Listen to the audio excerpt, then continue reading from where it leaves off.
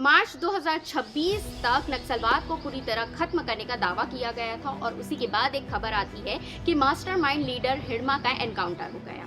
उसके बाद एक और बड़ी खबर आती है कि नक्सलियों के बटालियन नंबर 1 के कमांडर इन चीफ देवा बारसे ने भी सरेंडर कर दिया है। पर अब सरेंडर करने के बाद उनका पहला बयान सामने आया है।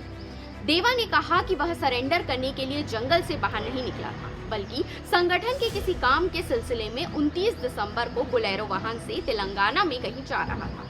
इसी बीच पुलिस ने उन्हें पकड़ लिया और करीब 4 दिनों तक पुलिस ने उससे पूछताछ की। देवा ने ये भी कहा कि हम सरेंडर करने के लिए जंगल से नहीं आए थे, बल्कि धोखे से हम फंस गए।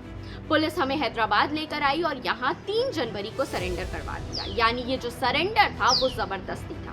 देवा ने ये बातें हैदराबाद में प्रेस कॉन्फ्रेंस के दौरान एक पत्रकार के सवाल के जवाब में कही। वहीं देवा ने आगे कहा कि मैं सितंबर 2025 के अंतिम सप्ताह से लेकर दिसंबर 2025 तक छत्तीसगढ़ और तेलंगाना बॉर्डर में रह रहा था। हमें अरेस्ट कर सरेंडर करवा दिया गया है। वहीं देवा ने हिडमा के बारे में कहा कि वो मुझे भाई मानते थे और हिडमा के फर्जी एनकाउंटर की बात भी कही। उन्होंने बताया वे विजयवाड़ा इलाज के लिए जा रहे थे, वहीं उन्हें पकड़कर मारा गया।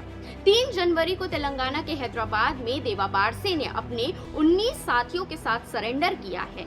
बता दें कि देवा बस्तर में नक्सलियों की सबसे खतरनाक टीम बटालियन नंबर 1 का कमांडर इन चीफ था और गुरिल्ला आर्मी में माहिर रहा।